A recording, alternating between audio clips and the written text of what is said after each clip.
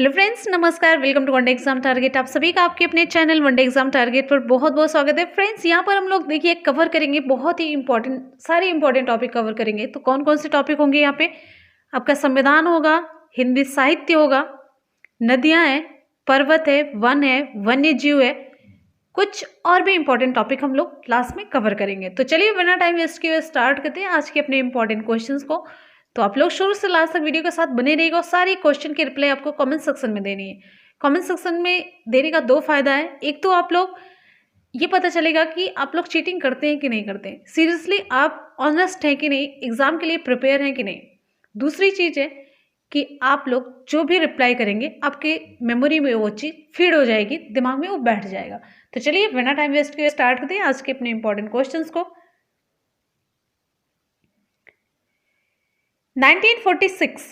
1946 का cabinet mission 3 मंत्रियों से गठित था। निम्नलिखित में से कौन इसका सदस्य नहीं था?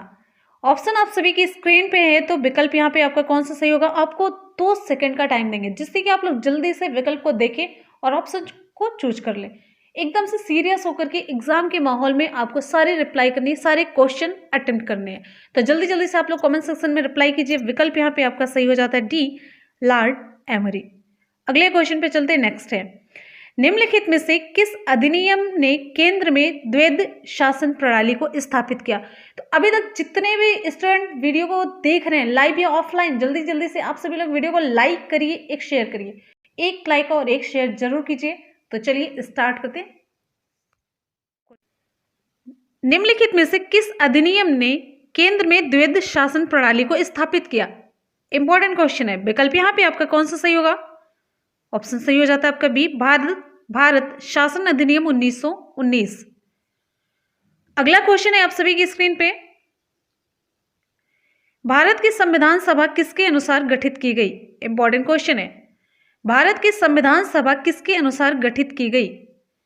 साइमन आयोग का प्रस्ताव, क्रिप्स प्रस्ताव, माउंटबेटन योजना, कैबिनेट मिशन योजना। ऑप्शन यहां पे आपका सही हो जाता है डी, कैबिनेट मिशन योजना। अगला क्वेश्चन है, संविधान सभा का पहला सत्र हुआ था, कब हुआ था? संविधान सभा का पहला सत्र कब हुआ था?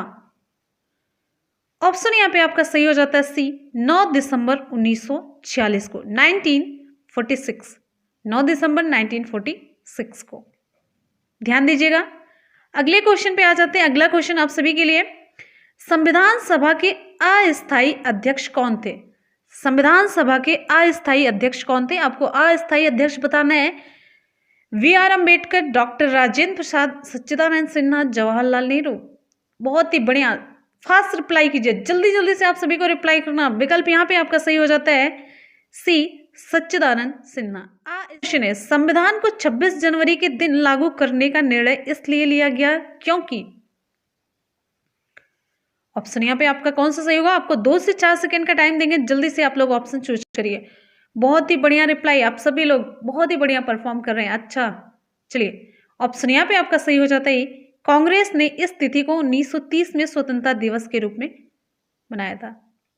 कांग्रेस ने इस तिथि को 1930 में स्वतंत्रता दिवस के रूप में मनाया था, इसी वजह से संविधान को 26 जनवरी के दिन लागू करने का निर्णय लिया गया। नेक्स्ट हमारा क्वेश्चन है, भारतीय संविधान सभा में महिला सदस्यों की कुल संख्या कितनी थी? भारतीय संविधान सभा में महिला सदस्यों की कुल संख्या कितनी थी? विकल्प यहां पे आपका सही हो जाता है डी, 15। नेक्स्ट हमारा क्वेश्चन है, भारत एक धर्मनिरपेक्ष राज्य है, इसका मतलब है कि भारतीय राज्य। ऑप्शन आपका कौन सा सही होगा? देखिए 4 विकल्प आप सभी के सामने, जल्दी से आप लोग ऑप्शन चूज करिए। विकल्प यहां पे आपका सही हो जाता है डी, किसी निश्चित धर्म का समर्थन नहीं करता है। धर्मनिरपेक्ष का मतलब है कि भारत किसी निश्चित धर्म का समर्थन नहीं करता है, सभी धर्मों का वो सम्मान करता है। नेक्स्ट है, गणतंत्र होता है, ऑप्शन आपका कौन सा सही होगा? ऑप्शन सही हो जाता है आपका डी, राज्य जहां पर अध्यक्ष वंशानुगत ना हो, जहां पे राज्य वंशानुगत ना हो, ये हो गए तो उनकी अगली पीढ़ी अगली पीढ़ी अगली पीढ़ी, ऐसा कुछ ना हो वहां पे। ठीक, अगले क्वेश्चन पे चलते हैं। नेक्स्ट है आपका, भारतीय संविधान में समवर्ती सूची किस संविधान से ली गई? समवर्ती सूची किस संविधान से ली गई आपको बताना है। USA, Canada, Germany, Australia. Option यहाँ पे आपका सही हो जाता है डी, ऑस्ट्रेलिया। अगले क्वेश्चन पे आ जाते हैं। नेक्स्ट आपका क्वेश्चन है, निम्नलिखित में से कौन सा शब्द भारत के संविधान की उद्देशिका में नहीं है? निम्नलिखित में से कौन सा शब्द ऐसा है जो भारत के संविधान की उद्देशिका में नहीं है? समाजवादी, पंथ निरपेक्ष, प्रभुत्व संपन्न, लोक कल्याण। ऑप्शन आपका सही हो जाता है डी, लोक कल्याण शब्द भारत के संविधान की उद्देशिका में नहीं है। नेक्स्ट है आपका क्वेश्चन, भारतीय संविधान की उद्देशिका में परिवर्तन किस संशोधन अधिनियम में किया गया था? कौन सा संशोधन अधिनियम था जिससे कि भारत के संविधान उद्देशिका में परिवर्तन हुआ? विकल्प यहाँ पे आपका सही हो जाता है सी। इंपॉर्टेंट क्वेश्चन है, 42वां संशोधन अधिनियम 1976। इंपॉर्टेंट क्वेश्चन है, ध्यान दीजिएगा। नेक्स्ट क्वेश्चन पे आते हैं, प्रस्तावना का वह प्रावधान जो सभी वयस्क नागरिकों को मतदान का अधिकार प्रदान करता है क्या कहलाता है? प्रस्तावना का कौन सा वो प्रावधान है? विकल्प यहां पे आपका सही हो जाएगा बी, प्रजातंत्र, प्रजा का तंत्र, जिससे नागरिकों को मतदान देने का अधिकार प्राप्त होता है। अगला क्वेश्चन आप सभी के लिए, भारतीय राजनीतिक व्यवस्था में इनमें से कौन सर्वोच्च है? सर्वोच्च की बात हो रही है। सर्वोच्च न्यायालय, संविधान, संसद, धर्म। ऑप्शन यहां पे आपका सही हो जाता है बी, संविधान। अगला क्वेश्चन आप सभी की स्क्रीन पे, भारत में वैध प्रभुसत्ता निहित है किसमें? राष्ट्रपति में, न्यायपालिका में, मंत्रिमंडल में, संविधान में। विकल्प यहां पे आपका सही हो जाता है डी, संविधान में। भारत में वैध प्रभुसत्ता निहित है किसमें? संविधान में। ऑप्शन आपका सही हो जाता है यहां पे डी। नेक्स्ट इंपॉर्टेंट क्वेश्चन पे आ जाते हैं। नेक्स्ट है आपका, भारतीय संविधान में मौलिक कर्तव्य का विचार कहां से लिया गया? भारतीय संविधान में मौलिक कर्तव्य का विचार कहां से लिया गया? Important question. ऑप्शन यहां पे आपका सही हो जाता है सी, रूस के संविधान से। कहां से लिया गया? रूस के संविधान से मौलिक कर्तव्य का विचार लिया गया। भारत का संविधान लागू हुआ था, कब लागू हुआ था? इंपॉर्टेंट क्वेश्चन है, ध्यान दीजिएगा। भारत का संविधान, ऑप्शन आपका यहां पे सही हो जाता है 26 जनवरी 1950 को लागू हुआ। ऑप्शन आपका यहां पे ए सही हो जाएगा, 26 जनवरी 1950। ध्यान दीजिएगा। अगले क्वेश्चन पे चलते हैं। नेक्स्ट है संघात्मक शासन व्यवस्था को सर्वप्रथम किस देश ने अपनाया? संघात्मक शासन व्यवस्था पूछी जा रही है। अमेरिका, रूस, कनाडा, नाइजीरिया। विकल्प यहां पे आपका सही हो जाता है सी, कनाडा। अगला क्वेश्चन है, भारत की संसदीय प्रणाली प्रभावित है किससे? भारत की संसदीय प्रणाली किससे प्रभावित है? ऑप्शन यहां पे आपका सही हो जाता है ए, इंग्लैंड से। भारत की संसदीय प्रणाली इंग्लैंड से प्रभावित है। अगले क्वेश्चन पे चलते हैं। नेक्स्ट है आपका, ये क्वेश्चन ध्यान दीजिएगा, पंचायती राज से ये क्वेश्चन खूब पूछा जाता है। संविधान के किस भाग में मेनली पंचायती राज से 2 ही 3 क्वेश्चन पूछा जाता है। संविधान के किस भाग में पंचायती राज व्यवस्था संबंधी प्रावधान दिए गए हैं? तो आपको याद रखना है भाग 9। ऑप्शन आपका यहां पे सही हो जाता है ए, भाग 9। अगले क्वेश्चन पे चलते हैं। नेक्स्ट है, संविधान की किस अनुसूची में प्रत्येक राज्यों तथा संघ राज्य क्षेत्रों के राज्यसभा में स्थानों के आवंटन की सूची है? ऑप्शन प्रथम अनुसूची, द्वितीय, तृतीय, चतुर्थ। ऑप्शन यहां पे आपका सही हो जाएगा डी, चतुर्थ अनुसूची में। नेक्स्ट क्वेश्चन पे चलते हैं। अगला क्वेश्चन है, भारतीय संविधान की 11वीं अनुसूची संबंधित है किससे? भारतीय संविधान की 11वीं अनुसूची किससे संबंधित है? विकल्प यहां पे आपका सही हो जाता है पंचायती राज से। पंचायती राज से संबंधित है भारत के संविधान की 11वीं अनुसूची। ध्यान दीजिएगा, ये क्वेश्चन इंपॉर्टेंट है। अगले क्वेश्चन पे चलते हैं। नेक्स्ट है, संविधान के अनुच्छेद 1 में भारत को क्या कहा गया है? अनुच्छेद 1 में भारत को क्या कहा गया? परिसंघ, महासंघ, परिसंघ प्रबल एकात्मक आधार के साथ, राज्यों का संघ। ऑप्शन यहाँ पे आपका सही हो जाता है डी, भारत को राज्यों का संघ कहा गया है। संविधान के अनुच्छेद 1 में भारत को राज्यों का संघ कहा गया है। नेक्स्ट क्वेश्चन पे चलते हैं। अगला क्वेश्चन आप सभी की स्क्रीन पे, अध्यादेश जारी करने की शक्ति प्रदान करता है कौन सा अनुच्छेद? विकल्प यहाँ पे आपका सही हो जाता है सी, अनुच्छेद 123। अगले क्वेश्चन पे चलते हैं। नेक्स्ट है आपका, निम्नलिखित में से भारतीय संविधान के किस अनुच्छेद का उपयोग अभी तक नहीं किया गया है? किस अनुच्छेद का उपयोग अभी तक नहीं किया गया? ऑप्शन यहाँ पे आपका सही हो जाता है डी, अनुच्छेद 360। ये अनुच्छेद 360 किससे संबंधित है? आप लोग ये बताइए, चाहे जहां से खोज करके, बुक से, गूगल, विकिपीडिया, जो कुछ भी, आप लोग रिप्लाई कीजिए। आप लोग एक क्वेश्चन तैयार करेंगे, आप उसके साथ साथ आपके 2-3 क्वेश्चन तैयार हो जाएंगे। आपको ये क्वेश्चन बताया भी गया है, आप संविधान की पूरी डिटेल वाली वीडियो देख सकते हैं। अगले क्वेश्चन पे चलते हैं। नेक्स्ट है, आंध्र प्रदेश एक भाषाई राज्य के रूप में गठित किया गया। कब गठित किया गया? विकल्प आप सभी के सामने, जल्दी से आप लोग रिप्लाई करिए। विकल्प यहाँ पे आपका कौन सा सही होगा? आंध्र प्रदेश एक भाषाई राज्य के रूप में कब गठित किया गया? विकल्प यहाँ पे आपका सही हो जाता है बी, 1953 में, भाषाई राज्य के रूप में। अगले क्वेश्चन पे चलते हैं। नेक्स्ट है, किस देश में दोहरी नागरिकता का सिद्धांत स्वीकार किया गया है? किस देश में? ऑप्शन यहाँ पे आपका सही हो जाता है डी, संयुक्त राज्य अमेरिका में। अगला क्वेश्चन है, नागरिकता प्राप्त करने के लिए शर्तें निर्धारित करने वाला सक्षम निकाय कौन सा है? चुनाव आयोग, राष्ट्रपति, संसद और विधानसभाएं। ऑप्शन यहां पे आपका सही हो जाता है सी, संसद। अगला क्वेश्चन है, भारतीय संविधान का कौन सा अनुच्छेद अल्पसंख्यकों को अपनी मनपसंद शिक्षण संस्थाओं के स्थापित और संचालित करने का अधिकार को संरक्षण प्रदान करता है? भारतीय संविधान का कौन सा अनुच्छेद अल्पसंख्यकों को अपनी मनपसंद शिक्षण संस्थाओं को स्थापित करने और उन्हें संचालित करने के अधिकार को संरक्षण प्रदान करता है? ऑप्शन यहाँ पे आपका सही हो जाता है डी, आर्टिकल 30, अनुच्छेद 30। नेक्स्ट है, धार्मिक स्वतंत्रता का अधिकार किस अनुच्छेद के द्वारा दिया गया? धार्मिक स्वतंत्रता का अधिकार किस अनुच्छेद के द्वारा दिया गया? ऑप्शन यहाँ पे आपका कौन सा सही होगा? अनुच्छेद 25। ऑप्शन सही हो जाता है आपका सी, आर्टिकल 25। नेक्स्ट है, भारतीय संविधान के किस अनुच्छेद में संवैधानिक उपचारों का अधिकार दिया गया है? विकल्प आपको चूज करना है यहाँ पे। विकल्प यहाँ पे आपका सही हो जाता है सी, अनुच्छेद 32, आर्टिकल 32। अगले क्वेश्चन पे आते हैं। नेक्स्ट है आपका,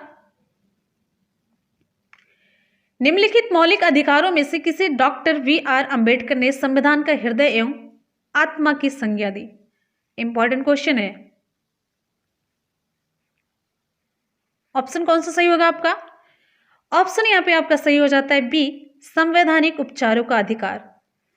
संवैधानिक उपचारों का अधिकार, इसे अंबेडकर साहब ने संविधान का हृदय और आत्मा कहा। अगले क्वेश्चन पे चलते हैं। नेक्स्ट है, संवैधानिक उपचारों का अधिकार किन परिस्थितियों में निलंबित हो जाता है? ऑप्शन चूज करिए आप लोग। बहुत ही बढ़िया बढ़िया सारे क्वेश्चन है, तो जितने भी स्टूडेंट अभी वीडियो को देख रहे हैं, लाइव हैं, 100% ऑनेस्टी के साथ जितने भी लोग देख रहे हैं, आप लोग जल्दी जल्दी से वीडियो को लाइक और एक शेयर जरूर कीजिए अपने दोस्तों में, रिलेटिव्स में, जो भी पढ़ने वाले स्टूडेंट हैं, जिससे कि सभी तक ये वीडियो पहुंचे। और आपकी लाइक से हमें एनर्जी मिलती है, पावर बूस्टर की तरह काम करता है। तो चलिए विकल्प पे आ जाइए। विकल्प यहाँ पे आपका सही हो जाता है, किन परिस्थितियों में निलंबित हो जाता है? विकल्प यहाँ पे आपका सही हो जाता है डी, उपर्युक्त सभी परिस्थितियों में। सभी परिस्थितियां कौन सी है? आपात स्थिति की घोषणा के दौरान, सेना सदस्यों के संबंध में, जब सैनिक विधि लागू हो, सभी कंडीशंस में ये संवैधानिक उपचारों का अधिकार निलंबित हो जाता है। अगले क्वेश्चन पे चलते हैं। नेक्स्ट है, निम्नलिखित में से कौन सा अधिकार भारतीय संविधान के अनुच्छेद 32 के अंतर्गत प्रवर्तित किए जा सकते हैं? ऑप्शन आपका कौन सा सही होगा? यहाँ पे सही हो जाता है बी, मौलिक अधिकार। नेक्स्ट क्वेश्चन पे आते हैं। आपका अगला क्वेश्चन है, मौलिक अधिकारों को लागू करने के लिए निम्नोक्त में से किस न्यायालय द्वारा, मौलिक अधिकारों को लागू करने के लिए निम्न में से किसी न्यायालय द्वारा जारी किया जा सकता है? क्या ऑप्शन यहाँ पे आपका सही हो जाता है सी, रिट, समादेश। अगला क्वेश्चन है आपके लिए, व्यक्तिगत स्वतंत्रता के लिए निम्न में से कौन सी रिट याचिका दायर की जा सकती है? व्यक्तिगत स्वतंत्रता के लिए पूछा जा रहा है, व्यक्तिगत स्वतंत्रता के लिए निम्नलिखित में से कौन सी रिट याचिका दायर की जा सकती है? विकल्प यहां पे आपका सही हो जाता है सी, बंदी प्रत्यक्षीकरण। नेक्स्ट है आपका, कौन व्यक्तिगत स्वतंत्रता से संबंधित है? व्यक्तिगत स्वतंत्रता से संबंधित ऑप्शन आपको चूज करना है, तो ऑप्शन यहां पे आपका सही हो जाता है बंदी प्रत्यक्षीकरण। अगला क्वेश्चन है, मौलिक अधिकार में कौन सी बात की स्वतंत्रता नहीं है? मौलिक अधिकार में कौन सी बात की स्वतंत्रता नहीं है? ऑप्शन यहां पे आपका सही हो जाता है हड़ताल करने की आजादी, विचार व्यक्त करने की आजादी है, शांतिपूर्वक प्रदर्शन करने की आजादी है, धरना देने की आजादी है, हड़ताल करने की आजादी नहीं है। नेक्स्ट आपका क्वेश्चन है, किस वाद ने संसद को मौलिक अधिकारों में संशोधन का अधिकार दिया? ऑप्शन यहां पे आपका कौन सा सही होगा? ए सही हो जाता है केशवानंद भारती वाद। अगला क्वेश्चन आप सभी के लिए, किसी न्यायालय अथवा न्यायाधिकरण के आदेश को रद्द करने के लिए निम्नलिखित में से कौन सी रिट जारी की जाती है? विकल्प यहां पे आपका सही हो जाता है डी, उत्प्रेषण। उत्प्रेषण। अगले क्वेश्चन पे आ जाते हैं। नेक्स्ट है, निम्नलिखित में से कौन सा मूल अधिकार विदेशी नागरिकों को प्राप्त नहीं है? ऑप्शन यहां पे आपका कौन सा सही होगा? बी सही हो जाएगा, अभिव्यक्ति की स्वतंत्रता का अधिकार। ऑप्शन आपका यहां पे सही हो जाएगा बी, अभिव्यक्ति की स्वतंत्रता का अधिकार। नेक्स्ट है, 6 वर्ष की आयु से 14 वर्ष की आयु के बीच के सभी बच्चों को शिक्षा का अधिकार कौन सा अधिकार है? राज्य के नीति निर्देशक सिद्धांतों में सम्मिलित है ये, या मूल अधिकार है, या सांविधिक अधिकार है, या कोई नहीं? विकल्प आपका यहां पे सही हो जाएगा ये मूल अधिकार है, ये बच्चों का मूल अधिकार है। अगले क्वेश्चन पे चलते हैं। नेक्स्ट है, संविधान के अंतर्गत बंदी प्रत्यक्षीकरण समादेश जारी करने का अधिकार किसमें निहित है? ऑप्शन यहां पे आपका सही हो जाएगा सी, उच्च तथा उच्चतम न्यायालय दोनों को। अगले क्वेश्चन पे चलते हैं। नेक्स्ट है, निम्नलिखित में से कौन सा मूल अधिकार नहीं है? आपको बताना है निम्नलिखित में से कौन सा मूल अधिकार नहीं है। विकल्प यहां पे आपका सही हो जाता है बी, संपत्ति का अधिकार। ऑप्शन आपका यहां पे सही हो जाएगा बी, संपत्ति का अधिकार। अगला आपका क्वेश्चन है, कौन मूल अधिकारों के अंतर्गत नहीं आता है? तो यहां पे आपका ऑप्शन सही हो जाएगा सी, संपत्ति का अधिकार। नेक्स्ट है, भारत के संविधान के तहत निम्नलिखित में से कौन एक मौलिक अधिकार नहीं है? आपको यहां पे बताना है, ध्यान दीजिएगा यहां पे विकल्प चेंज है।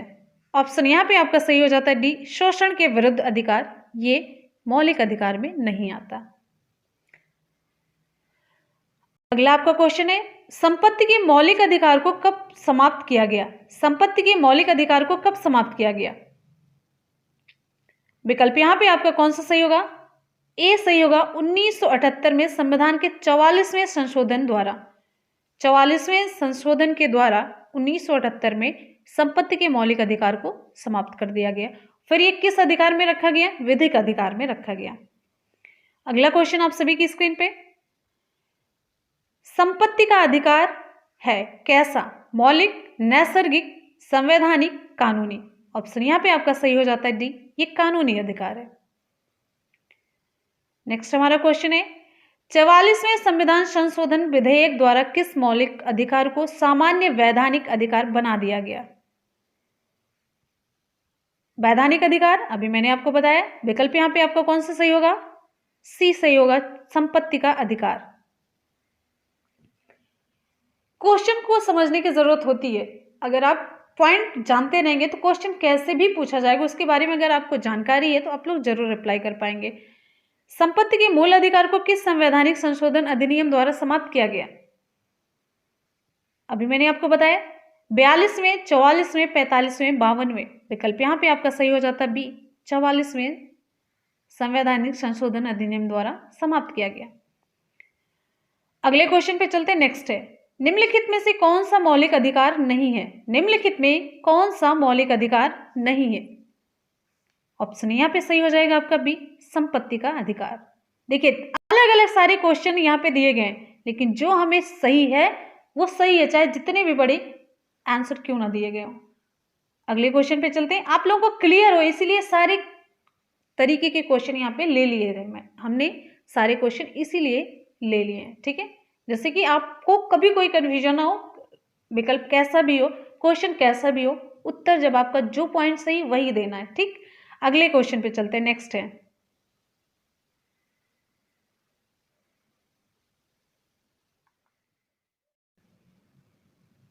संविधान से यहाँ पे हो जाते हैं आपके पूरे 51 क्वेश्चन कंप्लीट। पूरे 51 क्वेश्चन आपके यहाँ पे संविधान से हो जाते हैं कंप्लीट। काफी इंपॉर्टेंट क्वेश्चन का कलेक्शन था। आप लोग यहाँ पे बताइए अपने स्कोरिंग, आप लोग कितना स्कोर कर पाए बिना चीटिंग के, ईमानदारी से। मैंने बताया हमेशा आपको जब भी वनडे एग्जाम टारगेट पे आना है एक सीरियस माहौल के साथ, सीरियस मूड के साथ, कि आप जैसा लगे कि एग्जाम हॉल में बैठे हैं, ठीक है।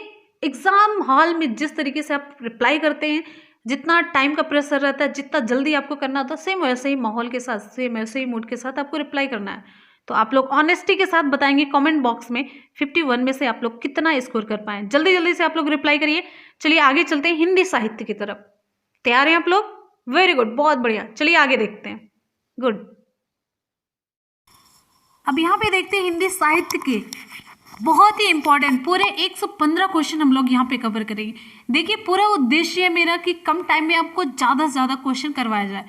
तो बिना टाइम वेस्ट किए चलिए देखते हैं, और साथ साथ में आप लोग स्कोर करते रहिए। 115 में आप लोग कितने मार्क्स गेन करते हैं। चलिए क्वेश्चन आप सभी की स्क्रीन पे है। रामधारी सिंह दिनकर को भारतीय ज्ञानपीठ पुरस्कार प्राप्त हुआ था, किस पर?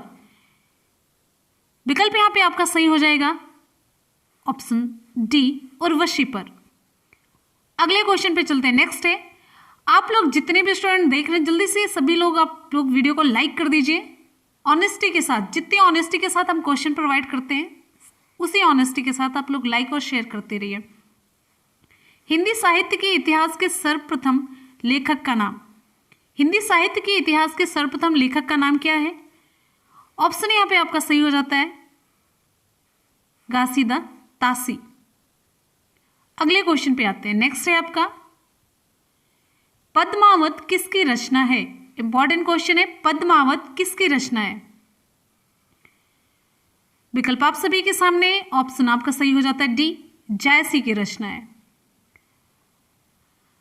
अगला क्वेश्चन आप सभी की स्क्रीन पे, बैताल पच्चीसी के रचनाकार हैं। बैताल पच्चीसी के रचनाकार लल्लू लाल, सदल मिश्र, नाभादास, सुरति मिश्र। विकल्प यहाँ पे आपका सही हो जाता है डी, सुरति मिश्र। अगले क्वेश्चन पे आते हैं। नेक्स्ट है, सुहाग के नूपुर, इसके रचयिता कौन है? सुहाग के नूपुर। विकल्प यहाँ पे आपका कौन सा सही होगा? जल्दी जल्दी से आप सभी लोग रिप्लाई करते रहिए, बहुत ही फास्ट रिप्लाई। विकल्प यहाँ पे आपका सही हो जाता है सी, अमृतलाल नागर। हमारा नेक्स्ट क्वेश्चन आप सभी की स्क्रीन पे, संस्कृत के 4 अध्याय, संस्कृत के 4 अध्याय ये किसकी रचना है? रामधारी सिंह दिनकर, भगवती चरण वर्मा, माखनलाल चतुर्वेदी, सुभद्रा कुमारी चौहान। ऑप्शन यहाँ पे आपका सही हो जाता है रामधारी सिंह दिनकर। नेक्स्ट क्वेश्चन पे आ जाते हैं। नेक्स्ट हमारा क्वेश्चन है, अशोक के फूल ये निबंध संग्रह है, इसके रचनाकार कौन है? अशोक के फूल निबंध संग्रह के रचनाकार कौन है? विकल्प यहाँ पे आपका सही हो जाता है डी, हजारी प्रसाद द्विवेदी जी। हमारा नेक्स्ट क्वेश्चन है, झरना काव्य संग्रह के रचयिता कौन है? झरना काव्य संग्रह के रचयिता, इंपॉर्टेंट क्वेश्चन है बहुत ही ज्यादा। जितने भी हिंदी के आप यहाँ पे क्वेश्चन देखेंगे सभी एक से बढ़ के एक बहुत ही सिलेक्टेड क्वेश्चन है, ध्यान दीजिएगा, बहुत ही सिलेक्टेड क्वेश्चन है। और ये क्वेश्चन आपके एग्जाम में बार बार पूछे गए हैं और इनके आने के चांसेस भी बहुत ज़्यादा हैं। ऑप्शन यहाँ पे आपका सही हो जाता है सी, जयशंकर प्रसाद। नेक्स्ट हमारा क्वेश्चन है, भारत भारती काव्य है, भारत भारती काव्य के रचनाकार कौन है? आपको बताना है। विकल्प यहाँ पे आपका सही हो जाता है सी, मैथिली शरण गुप्त। अगला क्वेश्चन आप सभी की स्क्रीन पे, दोहा कोश के रचयिता कौन है? दोहा कोश के रचयिता कौन है? आपका यहाँ पे विकल्प सही हो जाता है सी, सरहप्पा। अगला हमारा इंपॉर्टेंट क्वेश्चन, प्रेम सागर के रचनाकार हैं, प्रेम सागर के रचनाकार कौन है? ऑप्शन यहाँ पे आपका कौन सा सही होगा? विकल्प सही हो जाता है आपका यहाँ पे सी, लल्लू लाल। प्रेम सागर के रचनाकार लल्लू लाल जी हैं। नेक्स्ट हमारा क्वेश्चन है, पंच परमेश्वर ये क्या है? कहानी है। पंच परमेश्वर के लेखक कौन है?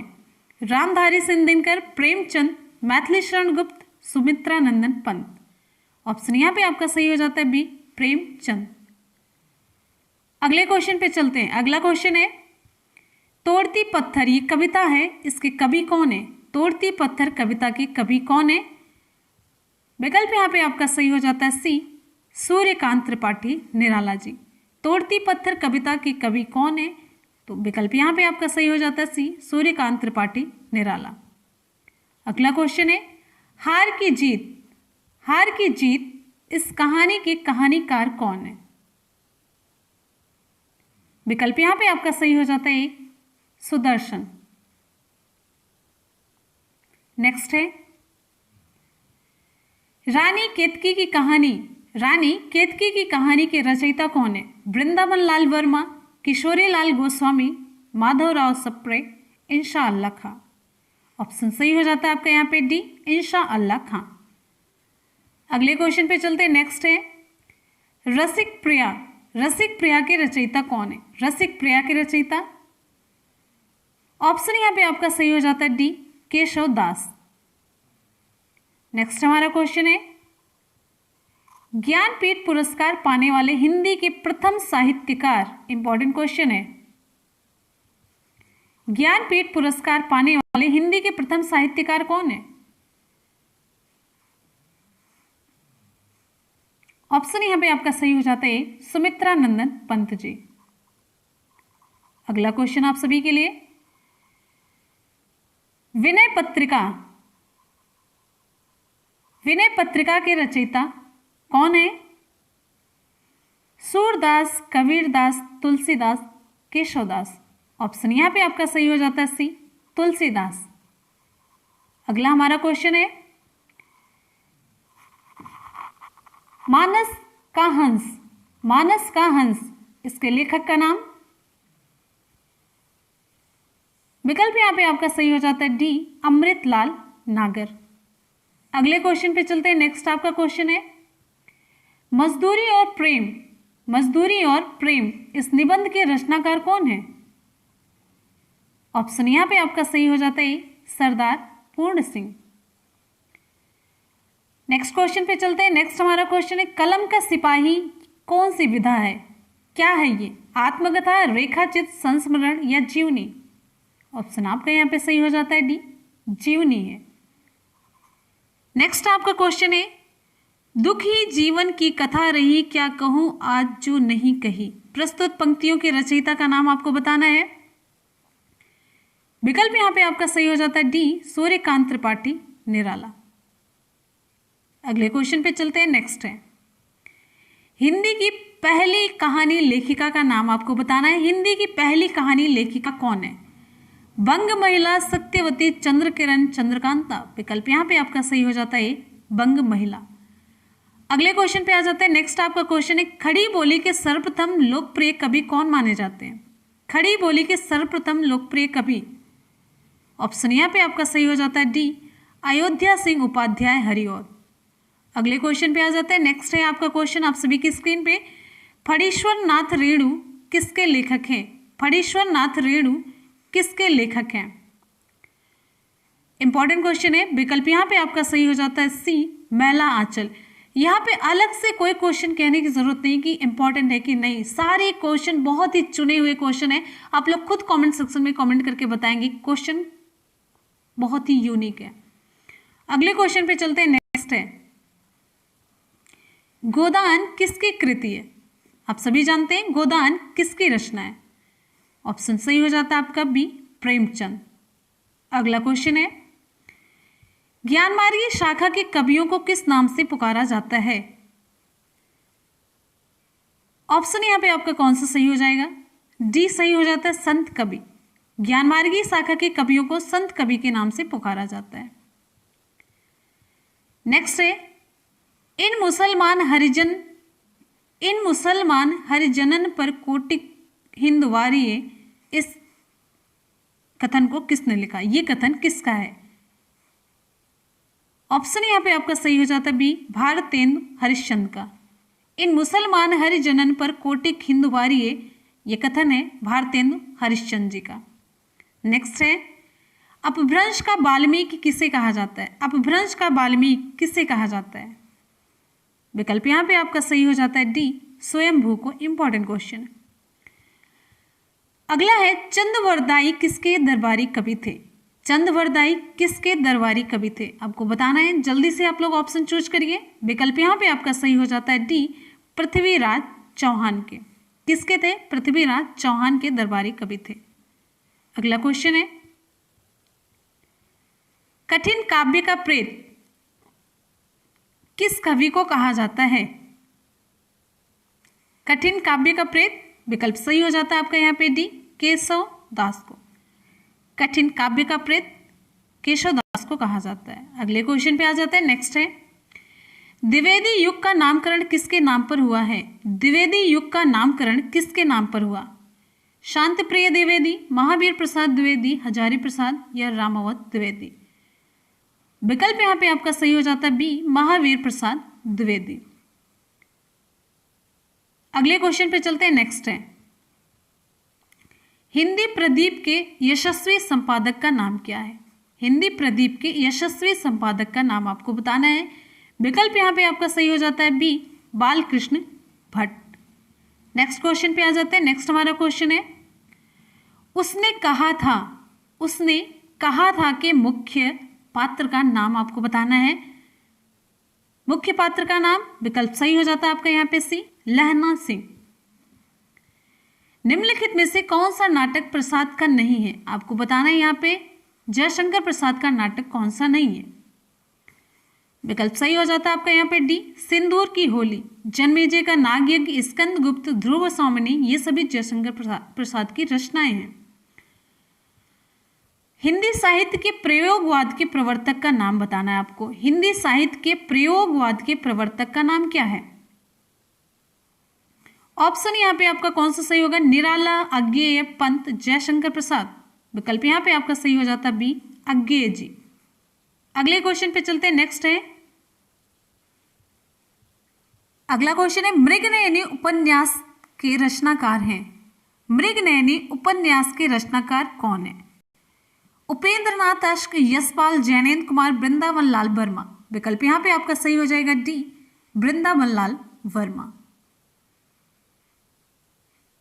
नेक्स्ट हमारा क्वेश्चन है, निम्नलिखित में से कौन सी पुस्तक प्रेमचंद द्वारा लिखित नहीं है? ऑप्शन यहाँ पे आपका सही हो जाता है बी, जय पराजय, कायाकल्प, रंगभूमि, प्रेमाश्रय, ये सभी प्रेमचंद की रचनाएं हैं। अगला क्वेश्चन है, भ्रमर गीत के रचयिता हैं। भ्रमर गीत के रचयिता कौन है? आपको जल्दी से बताना है। ऑप्शन यहाँ पे आपका सही हो जाता है सूरदास। आप सभी लोग जितनी जल्दी क्वेश्चन को अटेम्प्ट करेंगे उतनी जल्दी हम वीडियो को कवर कर लेंगे, तो आप लोग जल्दी जल्दी से फास्ट रिप्लाई करते रहिए। वेरी गुड, बहुत ही बढ़िया। अगले क्वेश्चन पे चलते हैं। नेक्स्ट है आपका क्वेश्चन, ईदगाह कहानी है, इस कहानी के रचनाकार कौन है? आपकी एससीईआरटी की बुक में ईदगाह कहानी के रचनाकार कौन है? विकल्प यहाँ पे आपका सही हो जाता है प्रेमचंद। अगला क्वेश्चन है, वीरों का कैसा हो वसंत, ये कविता है, इसके रचयिता कौन है? केदारनाथ सिंह, सुभद्रा कुमारी चौहान, अज्ञेय, धर्मवीर भारती। विकल्प यहाँ पे आपका सही हो जाता है बी, सुभद्रा कुमारी चौहान। अगला क्वेश्चन है, संदेश रासक के रचयिता हैं। विकल्प सही हो जाता है आपका बी, अब्दुल रहमान। अगला क्वेश्चन है, साखी के रचयिता हैं। साखी की रचना किसने की? ऑप्शन यहाँ पे आपका सही हो जाता है सी, कबीरदास ने। नेक्स्ट क्वेश्चन पे चलते हैं। नेक्स्ट हमारा क्वेश्चन है, बैर क्रोध का आचार या मुरब्बा है, यह कथन किसका है? ऑप्शन यहाँ पे आपका सही हो जाता है सी, रामचंद्र शुक्ल जी का। वैर क्रोध का आचार या मुरब्बा है, ये कथन रामचंद्र शुक्ल जी का है। अगले क्वेश्चन पे चलते हैं। नेक्स्ट है, ढाई अक्षर प्रेम के पढ़े सो पंडित होए, प्रस्तुत पंक्ति के रचयिता कौन है? प्रस्तुत पंक्ति के रचयिता, ऑप्शन यहाँ पे आपका सही हो जाता है B, Kabirdas ji. Next question पे चलते हैं। नेक्स्ट हमारा क्वेश्चन है, वही मनुष्य है जो मनुष्य के लिए मरे, इसके रचयिता कौन है? बहुत ही बढ़िया, ऑप्शन आपका यहाँ पे सही हो जाता है सी, मैथिली शरण गुप्त।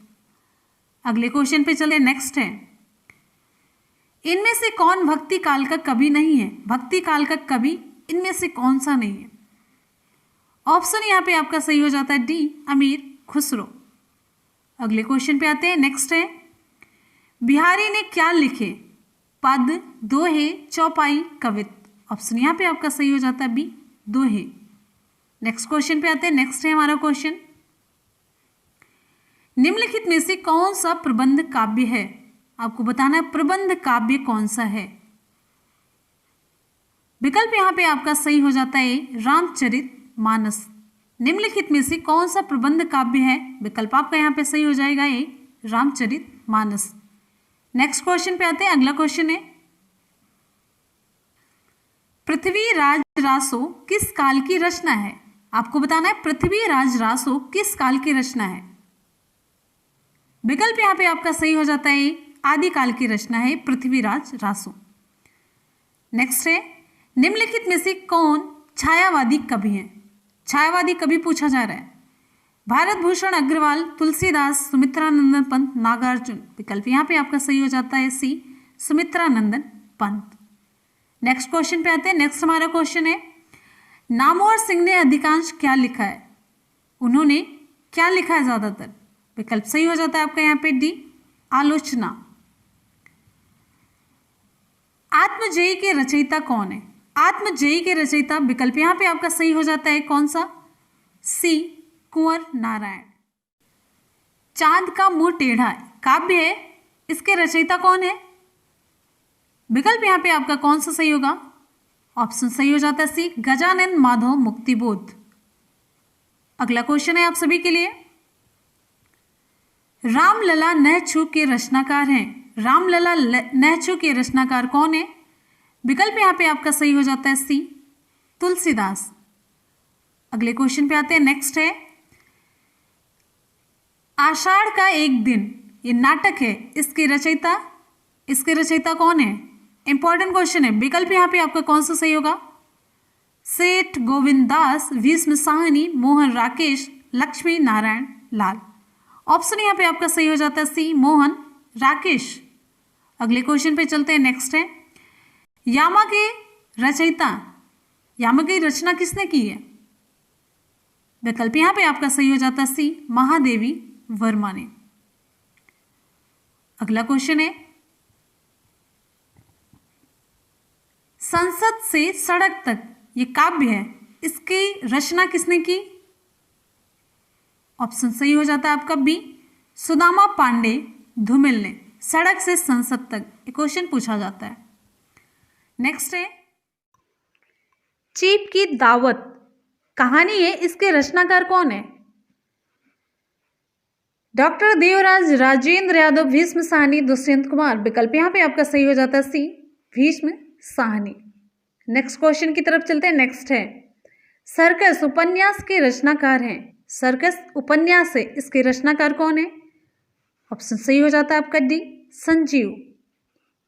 नेक्स्ट है, रंगभूमि, ये उपन्यास है, इसके रचनाकार? विकल्प यहाँ पे आपका सही हो जाता है सी, प्रेमचंद। रंगभूमि उपन्यास के रचनाकार हैं प्रेमचंद जी। अगले क्वेश्चन पे आ जाते हैं। नेक्स्ट है, प्रभु जी तुम चंदन हम पानी, जाकी अंग अंग बास समानी। प्रस्तुत पंक्तियों के रचयिता कौन है? विकल्प यहाँ पे आपका कौन सा सही होगा? रैदास, मलुकदास, गुरु नानक, कबीरदास। विकल्प यहाँ पे आपका सही हो जाता है रैदास की ये पंक्तियां हैं।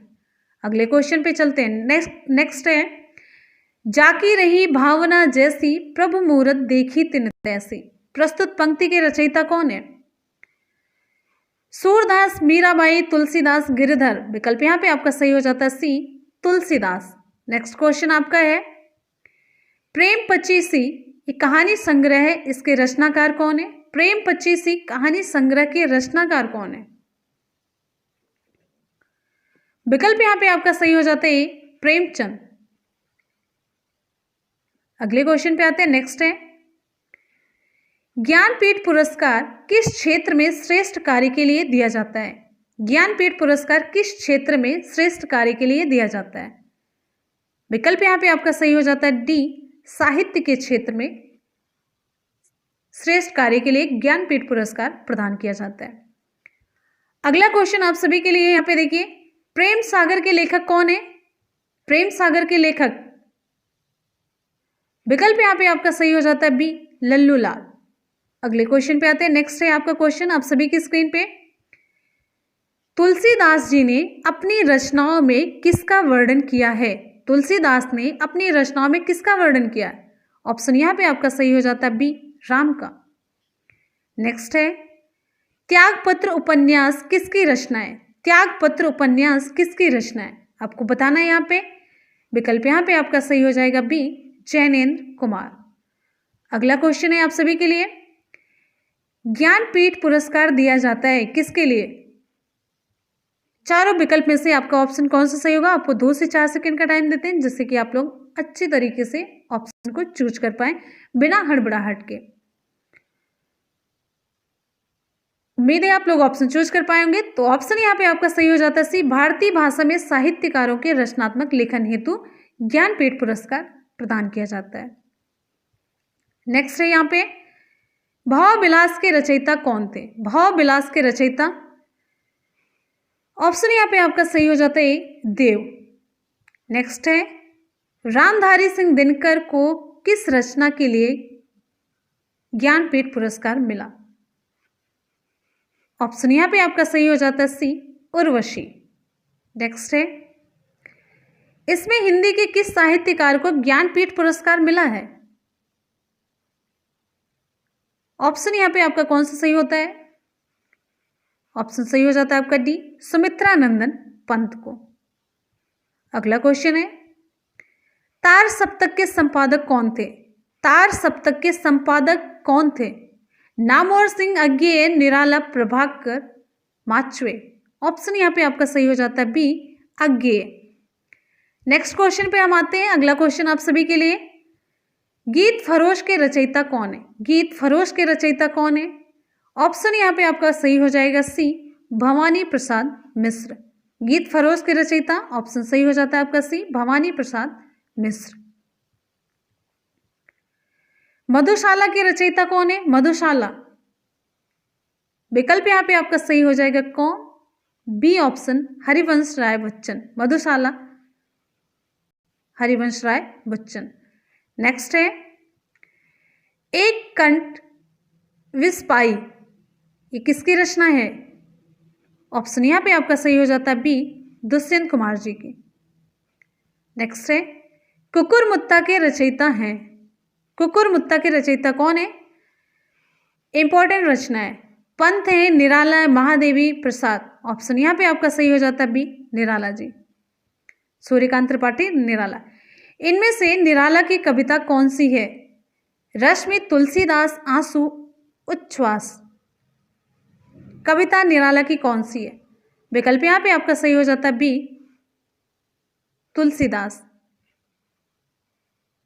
नेक्स्ट क्वेश्चन पे चलते हैं। नेक्स्ट हमारा क्वेश्चन है, राम की शक्ति पूजा, राम की शक्ति पूजा किसकी कृति है? ऑप्शन यहां पे आपका सही हो जाता है सी, निराला जी की। अगले क्वेश्चन पे चलते हैं। अगला क्वेश्चन है, अंधा युग, अंधा युग ये किसकी कृति है? विकल्प सही हो जाता है आपका यहाँ पे डी, धर्मवीर भारती की। नेक्स्ट है, नील देवी नाटक के रचयिता का नाम बताइए। नील देवी नाटक के रचयिता का नाम आपको बताना है। ऑप्शन यहाँ पे आपका सही हो जाएगा ए भारतेंदु हरिश्चंद्र। अगला क्वेश्चन आप सभी के लिए, आवारा मसीहा, बहुत ही इंपॉर्टेंट क्वेश्चन है। आवारा मसीहा के लेखक कौन है? शरद चंद्र, धर्मवीर भारती, विष्णु प्रभाकर, अमृत राय। विकल्प यहाँ पे आपका सही हो जाता है सी विष्णु प्रभाकर। अगले क्वेश्चन पे आते हैं, नेक्स्ट है, कलम का सिपाही किसने लिखा? कलम का सिपाही ये किसने लिखा? विकल्प यहाँ पे आपका सही हो जाता है बी अमृत राय ने। नेक्स्ट है, रक्षाबंधन नाटक के रचयिता कौन है? रक्षाबंधन नाटक के रचयिता कौन है?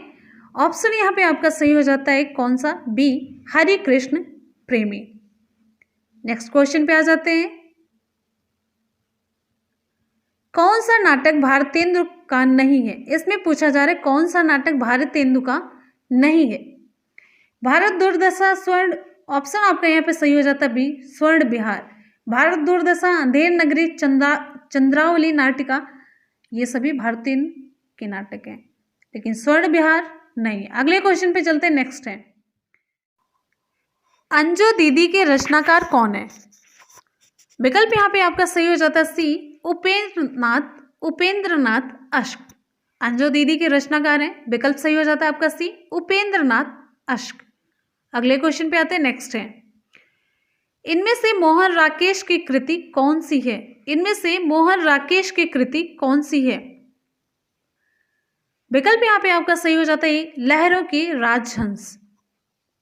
नेक्स्ट क्वेश्चन है, दूसरी परंपरा की खोज नामक कृति के लेखक कौन है? दूसरी परंपरा की खोज नामक कृति के लेखक कौन है? ऑप्शन यहाँ पे आपका सही हो जाता है नामवर सिंह।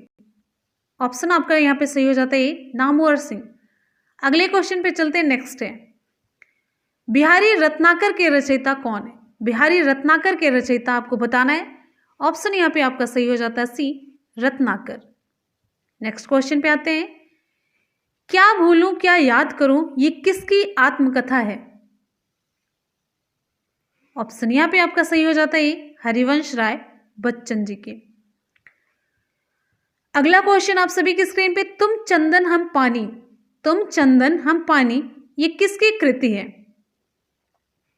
ऑप्शन सही हो जाता है आपका यहाँ पे बी विद्यानिवास मिश्र की। अगले क्वेश्चन पे आते हैं, नेक्स्ट है, माटी की मूर्तें किसकी कृति है?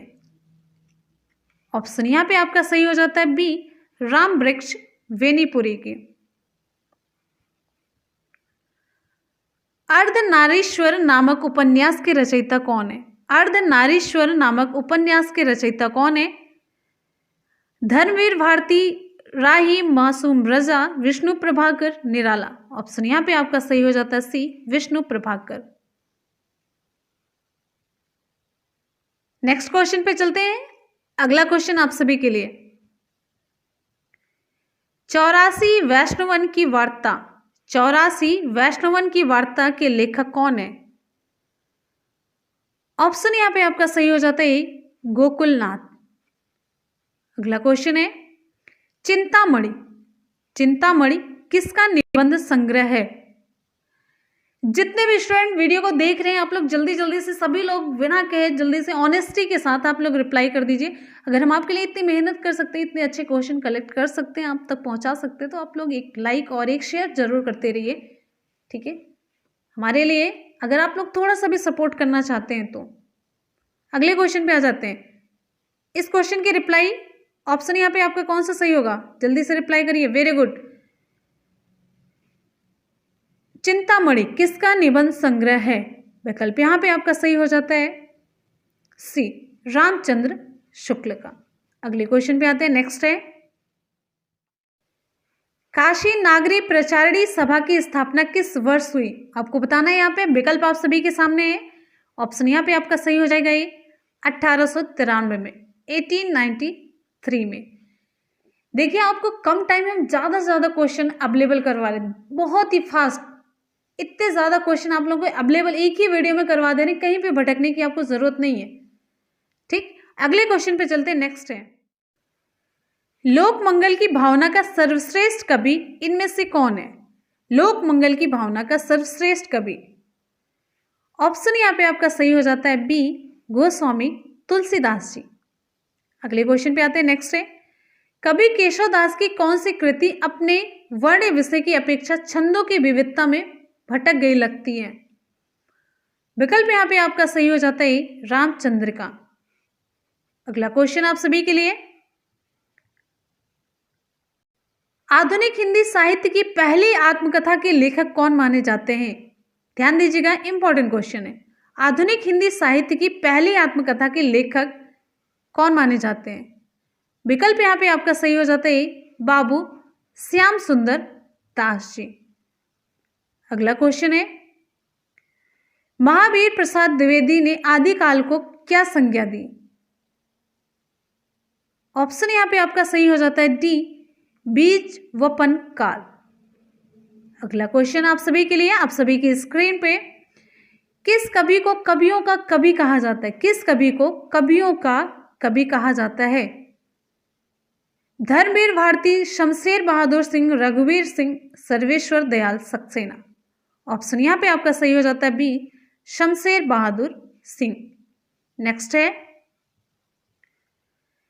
दशरथ सुत त्यों लोक बखाना, राम नाम का मरम है आना। किस रचनाकार की पंक्तियां हैं ये? ऑप्शन यहाँ पे आपका सही हो जाता है तुलसीदास जी की पंक्तियां हैं ये। अगले क्वेश्चन पे चलते हैं। नेक्स्ट है, हिंदी का पहला पत्र है, हिंदी का पहला पत्र आपको बताना है। विकल्प यहाँ पे आपका कौन सा सही होगा? हिंदी का पहला पत्र, विकल्प सही हो जाता है आपका यहाँ पे उदंत मार्तंड। नेक्स्ट है, अति सुधो स्नेह को मार्ग है, किसकी पंक्ति है? अति सुधो स्नेह को मार्ग है, किसकी पंक्ति है? विकल्प यहाँ पे आपका सही हो जाता है डी, घनानंद की। नेक्स्ट क्वेश्चन पे बढ़ते हैं, हम दीनों की क्या हस्ती है, आज यहां कल वहां चले, किसकी पंक्तियां हैं? विकल्प यहाँ पे आपका कौन सा सही होगा? डी ऑप्शन सही होगा, भगवती चरण वर्मा। अगले क्वेश्चन पे चलते हैं। नेक्स्ट है, अन्य से अनन्या, अन्य से अनन्या किसकी रचना है? मैत्रेयी, पुष्पा, मृदुला गर्ग, कृष्णा सोबती, प्रभा खेतान। ऑप्शन यहाँ पे आपका सही हो जाता है डी, प्रभा खेतान की रचना है। अमी हलाहल मद भरे, सेत श्याम रतनार, जियत मरत झुक झुक परत, जह चितवत एक बार, किस कवि द्वारा लिखी काव्य पंक्तियां हैं? देव बिहारी रसलीन मतिराम। विकल्प यहाँ पे आपका सही हो जाता है सी, रसलीन की पंक्तियां आएंगे। अगले क्वेश्चन पे आते हैं, आवारा मसीहा जीवनी में किसका जीवन चरित्र है? आवारा मसीहा की रचना किसने की? अभी मैंने आपको बताया, तो आप लोग जल्दी से कमेंट सेक्शन में रिप्लाई करिए कि इसका जवाब क्या होगा। और इसमें पूछा जा रहा, आवारा मसीहा जीवनी में किसका जीवन चरित्र वर्णित है? ऑप्शन यहाँ पे आपका सही हो जाता है बी, शरद चंद्र चट्टोपाध्याय का। अगला क्वेश्चन है आप सभी के लिए, पिता कहानी के लेखक कौन है? पिता कहानी के लेखक कौन है? ऑप्शन सही हो जाता है आपका यहाँ पे डी, ज्ञान रंजन। अगले क्वेश्चन पे आते हैं। नेक्स्ट हमारा क्वेश्चन है, हिंदी नए चाल में ढली, हिंदी नए चाल में ढली कथन किसका है? हजारी प्रसाद द्विवेदी, भारतेंद्र हरिश्चंद्र, रामचंद्र शुक्ल, नागेंद्र। विकल्प यहाँ पे आपका सही हो जाता है बी, भारतेंद्र हरिश्चंद्र जी का। अगले क्वेश्चन पे चलते हैं। नेक्स्ट है, कौन सा उपन्यास बालकृष्ण भट्ट का है? आपको बताना है यहाँ पे। ऑप्शन यहाँ पे आपका सही हो जाता है 100 अजान और एक सुजान। ये उपन्यास किसका है? बालकृष्ण भट्ट साहब का। अगला क्वेश्चन है, चंदायन के रचयिता हैं, इंपॉर्टेंट क्वेश्चन है बहुत ज्यादा। चंदायन के रचयिता कौन है? मलिक मोहम्मद जायसी, कुतुबन, मंझन, मुल्ला दाऊद। ऑप्शन यहाँ पे आपका सही हो जाता है डी, मुल्ला दाऊद। इस तरीके से हिंदी साहित्य के हमारे हो जाते हैं पूरे 115 क्वेश्चन यहाँ पे कंप्लीट। आपको कैसे लगे और आप लोग कितना स्कोर कर पाए ऑनेस्टी के साथ? जिस तरीके से एग्जाम हॉल में बैठ करके आप लोग एग्जाम देते हैं और लास्ट में अपनी स्कोरिंग करते हैं ऑनेस्टी के साथ, वैसे ही स्कोरिंग आपको बतानी है यहाँ पे। और जो नहीं सही हुआ उसे आप लोग सही कर लीजिए, नोट कर लीजिए, पढ़ लीजिए, ठीक है। और साथ साथ में आप लोग फीडबैक तो देते ही हैं। और आप सभी लोग वीडियो को लाइक और दोस्तों में शेयर करते रहिए, ज़्यादा से ज़्यादा शेयर कीजिए, ज़्यादा से ज़्यादा लाइक कीजिए। चलिए अगले क्वेश्चन की तरफ चलते हैं। अगला जो आपका टॉपिक है यह भारत की बृहत्तम नदी कौन सी है? गोदावरी, कृष्णा, महानदी, गंगा। ऑप्शन यहाँ पे हमारा सही होता है D, Ganga. Most important question है, मोस्ट इंपॉर्टेंट क्वेश्चन है। भारत की बृहत्तम नदी कौन सी है? गंगा। ऑप्शन यहाँ पे हमारा सही होता है डी। अगला क्वेश्चन आप सभी की स्क्रीन पे, गंगा नदी को बांग्लादेश में किस नाम से जाना जाता है? मोस्ट इंपॉर्टेंट है, बांग्लादेश में गंगा नदी को किस नाम से जाना जाता है? पद्मा, यमुना, मेघना, सांगपो। ऑप्शन यहाँ पे हमारा सही होता है पद्मा। नेक्स्ट इंपॉर्टेंट क्वेश्चन आप सभी की स्क्रीन पे, गंगा एवं ब्रह्मपुत्र की संयुक्त जलधारा किस नाम से जानी जाती है? मोस्ट इंपॉर्टेंट क्वेश्चन है, गंगा और ब्रह्मपुत्र की संयुक्त जलधारा किस नाम से जानी जाती है? पद्मा, यमुना, मेघना, सांगपो। ऑप्शन हमारा यहाँ पे सही होता है सी, मेघना। अगला क्वेश्चन आप सभी की नेक्स्ट है, सुंदरवन का डेल्टा कौन सी नदी बनाती है? सुंदरवन का डेल्टा कौन सी नदी बनाती है? मोस्ट इंपॉर्टेंट क्वेश्चन है। सुंदर नदी का डेल्टा गंगा ब्रह्मपुत्र दोनों, नर्मदा, तापी। ऑप्शन हमारा यहाँ पे सही होता है C, Ganga Brahmaputra. Next important question आप सभी की स्क्रीन पे, निम्नलिखित में से कौन सी नदी का उद्गम भारत में नहीं है? निम्नलिखित में से कौन सी नदी का उद्गम भारत में नहीं है? कावेरी, नर्मदा, ब्रह्मपुत्र, गंगा। ऑप्शन यहां पे हमारा सही होता है सी, ब्रह्मपुत्र। मोस्ट इंपॉर्टेंट क्वेश्चन है, विश्व का सबसे बड़ा नदी द्वीप माजुली का निर्माण करने वाली नदी है? मोस्ट इंपॉर्टेंट क्वेश्चन है, कृष्णा, कावेरी, गोदावरी, ब्रह्मपुत्र। ऑप्शन यहाँ पे हमारे कौन सा सही होगा? वेरी गुड, ऑप्शन हमारे यहाँ पे सही होता है डी। मोस्ट इंपॉर्टेंट क्वेश्चन है ये, आप लोग ध्यान दीजिएगा, नोट कर लीजिए, मोस्ट इंपॉर्टेंट क्वेश्चन है। अगला क्वेश्चन आप सभी की स्क्रीन पे, निम्न में से किस नदी को बिहार का शोक कहते हैं? बिहार का शोक किस नदी को कहा जाता है? गंडक, कोसी, सोन, गंगा। ऑप्शन यहाँ पे हमारा सही होता है बी, कोसी। अगला क्वेश्चन आप सभी की स्क्रीन पे, निम्नलिखित नदियों में से कौन एक विनाशक नदी कहलाती है? निम्नलिखित नदियों में से कौन एक विनाशक नदी कहलाती है? नर्मदा, तापी, कोसी, गंडक। ऑप्शन यहाँ पे हमारा कौन सा सही होगा? ऑप्शन यहाँ पे हमारा सही होता है सी, कोसी। अगला मोस्ट इंपॉर्टेंट क्वेश्चन है, ये भी मोस्ट इंपॉर्टेंट क्वेश्चन था। अगला क्वेश्चन है आप सभी की स्क्रीन पे, निम्नलिखित में से कौन सी नदी बंगाल का शोक कहलाती है? बंगाल का शोक किस नदी को कहते हैं? सोन, गंडक, हुगली, दामोदर। ऑप्शन यहाँ पे हमारा सही होता है डी, दामोदर नदी। नेक्स्ट क्वेश्चन की तरफ चलते हैं। नेक्स्ट है बहुत ही इंपॉर्टेंट क्वेश्चन है, मोस्ट इंपॉर्टेंट क्वेश्चन आप सभी की स्क्रीन पे, भारत की लवण नदी के नाम से जानी जाती है? भारत की लवण नदी के नाम से कौन सी नदी जानी जाती है? माही, लूनी, बनास, साबरमती। ऑप्शन यहाँ पे हमारा कौन सा सही होता है? ऑप्शन हमारा सही होता है बी, लूनी। फ्रेंड्स, अगर आप वनडे एग्जाम टारगेट चैनल के साथ जुड़े हैं तो एनर्जी के साथ जुड़िए, एकदम से एनर्जेटिक रहिए, एक्टिव फॉर्म में एकदम से। 130 प्लस का टारगेट आपका होना चाहिए, और अगर आप इस चैनल से जुड़े हैं तो 130 प्लस का टारगेट आपके दिमाग में हमेशा रहेगा और उधर की तरफ आप जाएंगे और उस एम को पाएंगे भी। तो जुड़े रहिए चैनल के साथ, वीडियो को लाइक करते रहिए, शेयर करते रहिए। ऑप्शन यहाँ पे हमारा सही होता है बी, लूनी। अगला क्वेश्चन है, कौन सी नदी भेड़ाघाट के समीप कपिलधारा जलप्रपात का निर्माण करती है? कौन सी नदी भेड़ाघाट के समीप कपिलधारा जलप्रपात का निर्माण करती है? नर्मदा, तापी। ऑप्शन यहाँ पे चारों में से कौन सा सही होगा? वेरी गुड, यहाँ पे हमारा ऑप्शन सही होता है नर्मदा।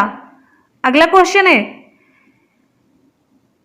भारत की निम्न नदियों में से कौन सी डेल्टा नहीं बनाती है? भारत की निम्न नदियों में से कौन सी डेल्टा नहीं बनाती है? Ganga, Godavari, Mahanadi, Tapti. Most important question है, मोस्ट इंपॉर्टेंट क्वेश्चन। ऑप्शन यहाँ पे हमारा सही होता है डी, ताप्ती। ऑप्शन हमारा सही होता है डी, ताप्ती नदी डेल्टा नहीं बनाती है। अगला क्वेश्चन आप सभी की स्क्रीन पे, क्षिप्रा नदी निम्नलिखित में से किसकी सहायक नदी है? क्वेश्चन पूछा जाता है क्षिप्रा नदी निम्नलिखित में से किसकी सहायक नदी है? Important question. Godavari, Chambal, Mahanadi, Narmada. Option यहाँ पे हमारा सही होता है बी, चंबल। अगला क्वेश्चन आप सभी की स्क्रीन पे, महानदी, नर्मदा तथा सोन नदियां कहां से निकलती है? महानदी, नर्मदा तथा सोन नदियां कहां से निकलती हैं? रामगढ़ गुंबद से, पंचमढ़ी पहाड़ी से, ग्वाल पहाड़ी से, अमरकंटक पहाड़ी से। ऑप्शन यहाँ पे हमारा सही होता है डी, अमरकंटक पहाड़ी से। नेक्स्ट क्वेश्चन की तरफ आ जाते हैं। नेक्स्ट मोस्ट इंपॉर्टेंट क्वेश्चन है ये, निम्नलिखित में से कौन सी नदी भ्रंश घाटी से होकर बहती है? भ्रंश घाटी से होकर बहने वाली नदी कौन सी है? चंबल, नर्मदा, कावेरी, गोदावरी। ऑप्शन यहाँ पे हमारा सही होता है बी, नर्मदा। ऑप्शन हमारा सही होता है बी, नर्मदा। अगला क्वेश्चन आप सभी की स्क्रीन पे, दक्षिण भारत के पठारी प्रदेश को, दक्षिण भारत के, ध्यान दीजिएगा क्वेश्चन सारे बहुत इंपॉर्टेंट है। दक्षिण भारत के पठारी प्रदेश को कौन सी नदी दो भागों में विभाजित करती है? मोस्ट इंपॉर्टेंट क्वेश्चन है। यहाँ पे तापी, नर्मदा, माही, साबरमती। ऑप्शन हमारा सही होता है बी, नर्मदा। अगला क्वेश्चन है, दक्षिण भारत की नदियों में सबसे लंबी नदी कौन सी है? ध्यान दीजिएगा, अभी दक्षिण भारत की नदियों में पूछा जा रहा है। दक्षिण भारत की नदियों में सबसे लंबी नदी कौन सी है? गोदावरी, कृष्णा, कावेरी, नर्मदा। ऑप्शन यहां पे हमारा सही होता है गोदावरी। अगला क्वेश्चन आप सभी की स्क्रीन पे, निम्नलिखित में से किस नदी को वृद्ध गंगा के नाम से जाना जाता है? निम्नलिखित में से किस नदी को वृद्ध गंगा के नाम से जाना जाता है? गोदावरी, महानदी, कृष्णा, कावेरी। ऑप्शन यहां पे हमारा सही होता है ए, गोदावरी को वृद्ध गंगा के नाम से जाना जाता है। अगला क्वेश्चन आप सभी की स्क्रीन पे, वैन गंगा तथा पैन गंगा किसकी सहायक नदियां हैं? गोदावरी, कृष्णा, गंगा, झेलम। ऑप्शन यहां पे हमारा सही होता है गोदावरी। वैन गंगा और पैन गंगा गोदावरी की सहायक नदियां हैं। अगला क्वेश्चन आप सभी की स्क्रीन पे मोस्ट इंपॉर्टेंट क्वेश्चन है, मोस्ट इंपॉर्टेंट क्वेश्चन, कावेरी नदी जल विवाद मुख्यतः किन दो राज्यों के मध्य है? कावेरी नदी जल विवाद मुख्यतः किन दो राज्यों के मध्य है? आंध्र प्रदेश और तमिलनाडु, केरल और कर्नाटक, केरल और तमिलनाडु, कर्नाटक और तमिलनाडु। ऑप्शन यहाँ पे हमारा कौन सा सही होगा? वेरी गुड, यहाँ पे हमारा ऑप्शन सही होता है कर्नाटक और तमिलनाडु। ऑप्शन सही होता है हमारा डी। अगले क्वेश्चन की तरफ चलते हैं। अगला क्वेश्चन आप सभी की स्क्रीन पे, निम्न में से किस नदी को उसकी पवित्रता के कारण दक्षिण भारत की गंगा कहा जाता है? किस नदी को उसकी पवित्रता के कारण दक्षिण भारत की गंगा कहा जाता है? महानदी, गोदावरी, कृष्णा, कावेरी। ऑप्शन यहाँ पे हमारा सही होता है डी, कावेरी। ध्यान दीजिएगा सारे क्वेश्चन बहुत ही इंपॉर्टेंट है, मोस्ट इंपॉर्टेंट क्वेश्चन। अगला क्वेश्चन आप सभी की स्क्रीन पे, पंचगंगा तथा दूधगंगा, पंचगंगा तथा दूधगंगा किसकी सहायक नदी है? कृष्णा, गोदावरी, गंगा, झेलम। ऑप्शन यहां पे हमारा सही होता है कृष्णा। अगला क्वेश्चन, दामोदर नदी निकलती है, दामोदर नदी कहां से निकलती है? तिब्बत से, छोटा नागपुर पठार से, नैनीताल के पास से, सोमेश्वर पहाड़ी से। ऑप्शन यहां पे हमारा सही होता है बी, छोटा नागपुर पठार से। जितने भी क्वेश्चन यहाँ पे कलेक्ट किए मैंने सारे बहुत ही इंपॉर्टेंट क्वेश्चन है, सभी बहुत इंपॉर्टेंट क्वेश्चन है। आपको क्वेश्चन देख के पता चल रहा होगा। भारत में हिमालय की सर्वोच्च पर्वत चोटी है, भारत में, अब भारत में हिमालय की पूछा जा रहा है, भारत में हिमालय की सर्वोच्च पर्वत चोटी कौन सी है? नंदा देवी, नंगा पर्वत, कंचनजंगा, धौलागिरी। ऑप्शन यहाँ पे हमारा सही होता है सी, कंचनजंगा। अगले क्वेश्चन की तरफ चलते हैं। भारत की कौन सी पर्वत श्रेणी नवीनतम है? भारत की कौन सी पर्वत श्रेणी नवीनतम है? सह्याद्री, अरावली, हिमालय, सतपुड़ा। ऑप्शन यहाँ पे हमारा कौन सा सही होता है? नवीनतम पर्वत श्रेणी, ऑप्शन यहाँ पे हमारा सही होता है सी, हिमालय।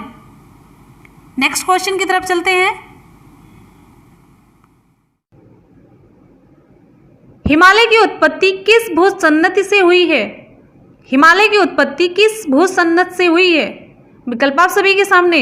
ऑप्शन यहाँ पे हमारा कौन सा सही होगा? वेरी गुड, ऑप्शन यहाँ पे हमारा सही होता है टेथीज। हिमालय की उत्पत्ति किस भूसन्नत से हुई है? ऑप्शन हमारे यहाँ पे सही होता है टेथीज। अगला क्वेश्चन आप सभी की स्क्रीन पे, मोस्ट इंपॉर्टेंट क्वेश्चन है। नंदा देवी स्थित है, नंदा देवी कहाँ पे स्थित है? Himachal Pradesh, Uttarakhand, Nepal, Sikkim. Very good, most important question आप सभी की स्क्रीन पे। ऑप्शन यहाँ पे हमारा सही होता है बी, उत्तराखंड में। नंदा देवी स्थित है उत्तराखंड में। अगला क्वेश्चन है, बद्रीनाथ कहाँ पर स्थित है? कुमायूं हिमालय में, मध्य हिमालय में, हिमाद्री में, ट्रांस हिमालय में। बद्रीनाथ अवस्थित है, मोस्ट इंपॉर्टेंट क्वेश्चन है। ऑप्शन यहाँ पे हमारा सही होता है कुमायूं हिमालय में। अगले क्वेश्चन की तरफ चलते हैं। हिमालय में हिमरेखा, हिमालय में हिमरेखा स्नो लाइन निम्न के बीच होती है। हिमालय में हिमरेखा निम्न के बीच होती है। ऑप्शन हमारा कौन सा सही होगा? वेरी गुड, विकल्प आप सभी के सामने है। विकल्प आप सभी के सामने। ये ऐसे क्वेश्चन है जो 15-20 सालों से बार बार रिपीट हो रहे हैं। ऑप्शन यहाँ पे हमारा सही होता है डी, 4500 से 6000 मीटर पश्चिम में। ऑप्शन हमारा सही होता है डी। अगला क्वेश्चन है, काराकोरम पर्वत श्रेणी का पूर्व नाम है। काराकोरम पर्वत श्रेणी का पूर्व नाम क्या है? केटू श्रेणी, कृष्णागिरी, सागरमाथा, राकापोशी। वेरी गुड, यहां पे हमारा ऑप्शन सही होता है बी, कृष्णागिरी। काराकोरम पर्वत श्रेणी का पूर्व नाम है कृष्णागिरी। अगला क्वेश्चन आप सभी की स्क्रीन पे, लघु हिमालय श्रेणी के ढालों पर मिलने वाले छोटे छोटे घास के मैदानों को जम्मू कश्मीर में क्या कहा जाता है? मोस्ट इंपॉर्टेंट क्वेश्चन है, ये बहुत पूछा जाता है। ऑप्शन यहाँ पे हमारा कौन सा सही होगा? या मर्ग, बुग्याल, पयार, द्वार। ऑप्शन यहाँ पे हमारा सही होता है ए, मोस्ट इंपॉर्टेंट क्वेश्चन, आप लोग इस पे मार्क कर लीजिए। अगला क्वेश्चन आप सभी की स्क्रीन पे, लघु हिमालय श्रेणी के ढालों पर मिलने वाले छोटे छोटे घास के मैदानों को उत्तराखंड में क्या कहा जाता है? उत्तराखंड में क्या कहा जाता है? यहाँ पे ध्यान दीजिए, उत्तराखंड में पूछा जा रहा है। दून, मर्ग, चोस, बुग्याल एवं पयाल। मोस्ट इंपॉर्टेंट क्वेश्चन है, बहुत ही इंपॉर्टेंट क्वेश्चन है। आप लोग इसे मार्क कर सकते हैं, स्टार लगा सकते हैं।